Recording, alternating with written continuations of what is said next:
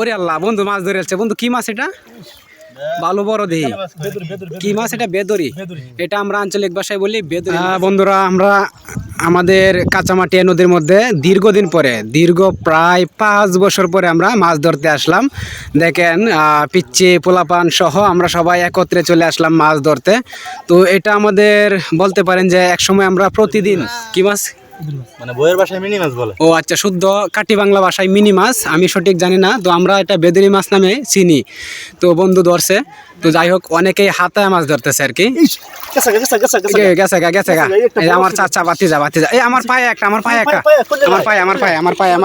পায়ে পায়ের নিচে। এই বাম পায়ে নিচে নিচে আঙ্গুলটি নিচে দে। হ্যাঁ আঙ্গুলটি নিচে দিয়ে পাওনায় গুতি মাছ। আহারে বাতিজা মাছ ধরে অভ্যস্ত না, তো অনেকদিন পরে আসছে, মাছ ধরতে পারে নাই। ও আচ্ছা, পিচ্ছে ছোট মাছ ধরছে। তো যাই হোক এটা হচ্ছে আমাদের জালি, এটাকে বলে কেউ জালি। তো ওইটা দিয়ে হচ্ছে আমরা মাছ ধরি। তো আজকে আমরা ওই যে বেড়ের ভিতরে মাছ সবাই ধরতেছি একসঙ্গে। আমি আসলে দীর্ঘদিন ধরে মাছ ধরি না, কিন্তু ওটা খুব এনজয় করি।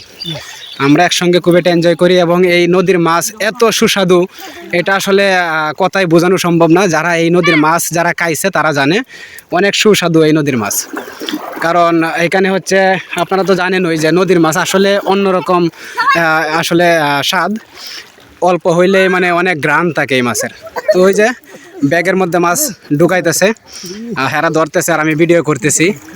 তো যাই হোক শেষ পর্যন্ত দেখি এই যে আমার বাতিজা। তোরা তো দেখা যায় না বাতিজা, তুই কচুরির ভিতরে ঢুকে গেছস, মাথাটা বাইর কর। গেছে গা রে, হেরেন থাকলে জায়গা ধরতে পারে না, মাছ ধরে অভ্যস্ত না। তো তো অবশ্যই ওই যে এইদিকে যে দুইজন আছে ওরা মাছ ধরার জন্য খুবই এক্সপার্ট। হ্যাঁ, ওদের হাতে মাছ পড়লে মাছ সহজে যেতে পারে না। হ্যাঁ, কিন্তু সে দুঃখ প্রকাশ করতেছে যে আমি মাছ ধরতে পারতেছি না। এই যে আরেকজন, এই যে দেখেন, এই যে মাছ এই যে কোমরের মধ্যে রাখতেছে, লুঙ্গি পইরা আইছে তো রাখার জায়গা নাই, কোমরের মধ্যে রাখতেছে। তো যাই হোক আমাদের কাঁচামাটিয়া নদীর মধ্যে আমরা মাছ ধরতেছি। এটা হচ্ছে আমাদের নদীর ওই পাশে কালান্দর স্কুলের নিচ দিয়ে আমরা মাছ ধরতেছি। তো আমরা আস্তে আস্তে দেখা যাক শেষ পর্যন্ত কতগুলি মাছ